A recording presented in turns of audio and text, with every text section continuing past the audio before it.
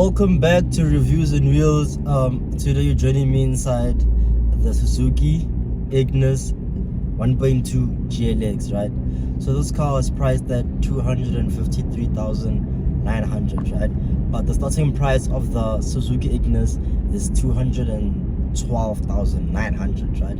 So quick facts about the car is this car is a 1.2 liter petrol engine, front wheel drive, 61 kilowatts and 113 newton meters of torque, right? And it's a 5-speed manual, right? So those are the quick facts about the car. Claimed fuel consumption is 5.1 and we have been averaging 5.3, which is quite good as well, right? Good. So heading into the review of the vehicle, let's start with the exterior of the vehicle. The exterior of the vehicle, let's start from the front. The front of the vehicle is giving modern looks, but not quite there yet. However, it does have LED daytime running LED headlights, and also LED headlights, like headlamps in general, like at night. The headlamps, like, but it's manual, so it's not automatic, right? So there's LEDs like shaped like a U. It's a U-shaped U-shaped LED headlights, right? And then it also has fog lights at the bottom, right? So it has fog lights at the bottom, and then the Suzuki symbol is like a mirror effect, so you can basically see yourself on the mirror, on the Suzuki badge. And it also has like some pillars on by the grill. The grill is like, it has some mirror pillars as well, right? So that is that from the front. And then from the side of the vehicle is it's small. It's a small vehicle. So from the side it's like a box, weirdly shaped, I must say. It's weirdly shaped box. And yeah, and then it has black rims, and then towards the back or behind the rear seats of the car, it has 3 little stripes, like an Adidas stripe. So we have that at the back. And then from the back of the vehicle, the car is different from the front. Like the whole design is actually quite different. So it also has a reverse camera, reverse sensors as well. And then as well, it has that Suzuki symbol and mirror effect as well. And then the tail lights aren't LED, but they are just like normal tail lights, right? So now heading into the interior of the vehicle, right? The interior of the vehicle is also, it's okay, considering the price tag. The car is okay, especially inside. It is quite good to be in. It has let's start with the seats. Actually, this time let's start with the seats. It's cloth seats and not too comfortable, but they're okay, right? So the seats are okay. The headroom in the car is actually quite good for like a person like me. Is very, very good. And then one thing I did realize, but we'll get to that later in the video. So now the steering wheel isn't leather, but it has good grip. It has like good grip. And then on the steering wheel, we only have controls on the left hand side, right? So on the left hand side, we have controls for the infotainment system only. And here there's 3 little buttons for calling, ending a call, and voice command, right?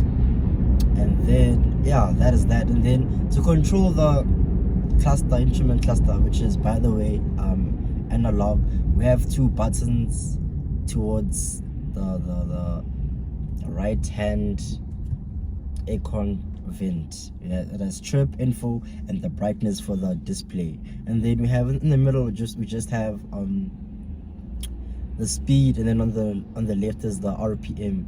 And then heading into the infotainment system. The infotainment system is very easy to use. It has AppleCar, AndroidAuto, Bluetooth, and also when you reverse, for the reverse camera, it pops up there.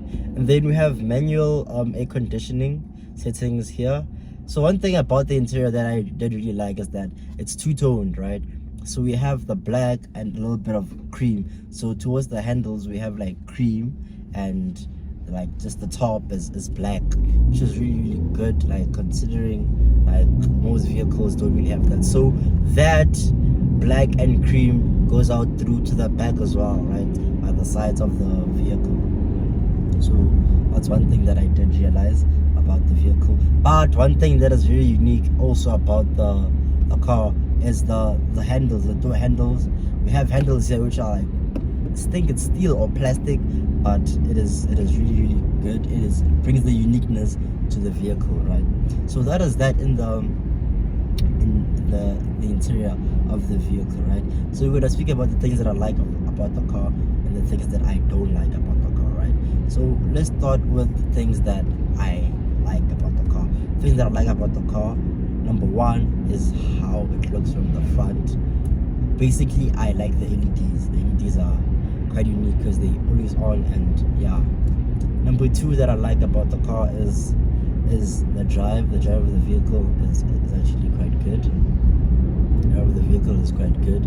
And then number three, I'd have to say is fuel efficiency. Fuel efficiency of this car is really great. I think I've said it before in many other Suzuki reviews, but like the Suzuki brand and fuel consumption, that is very good. I really don't know, but every time I'm in a test car, which is a Suzuki vehicle, I hardly worry about fuel because I know that it's efficient. As I said in the beginning, that it is claimed 5.1 liters per 100 kilometers, but I've been averaging 5.3, which that is also very good. You understand? That is good. I feel like that is good. So those are the things that I like about the vehicle. And then the things that I don't like about the vehicle. Things that I don't like about the vehicle, number one, I'm gonna start with something that is very that like it alarmed me at first. If I don't put on my seatbelt, it does not make a sound, like at all. Yes, there's a light, but there's no sound whatsoever. You understand? Number two that I don't like about the vehicle is the way it looks from the back and the side. Like it's like a little box, which is like kind of weird-ish. So I don't like that about the car. And then another thing that I don't like about the vehicle, the space. Yeah, the spaciousness in the vehicle. It feels a little bit too cramped, so you can't have more than 4 people, or actually, yeah, more than 4 people in the car. I think 4 people is the max of people that could fit properly in a car, you understand? So yeah, those are the things that I like things that I like and the things that I don't like about the vehicle, right? So now we speak about recommendation, consideration, and buying. Would I recommend this car, and who would I recommend it to? Definitely I would recommend this car, but I'd recommend this car to students like, you know, just fresh out of high school and going to first year, second year, you know. Also because of the price tag, it actually is quite affordable. And also there's also like a higher model after this, which is the GLX automatic. Yeah, so we have that as well. So yes, I would recommend it to students fresh out of high school going to first year. I'd recommend it to them. Would I consider the vehicle? Personally, I wouldn't consider the vehicle, but I would say you should consider the vehicle, considering the fuel and also the practicality of the car, and also affordability, you understand? So I would say yes, definitely you could go for it. Would I buy a vehicle? No, I wouldn't buy the vehicle because of the things that I mentioned that I don't like about the vehicle. So yes, those are the things that would actually stop me from buying this particular vehicle, understand? So now the price tag, I did say the one we are currently in is 253,900, but the price of the Suzuki Ignis start from 212,900. Yes. And yeah, if you're new to the channel, please do subscribe to the channel, share with your friends and family, and yeah, stay tuned for more reviews with us, Reviews and Wheels. And that is your boy Saucy Wolf, and keep it locked and stay tuned for the next review. Dango.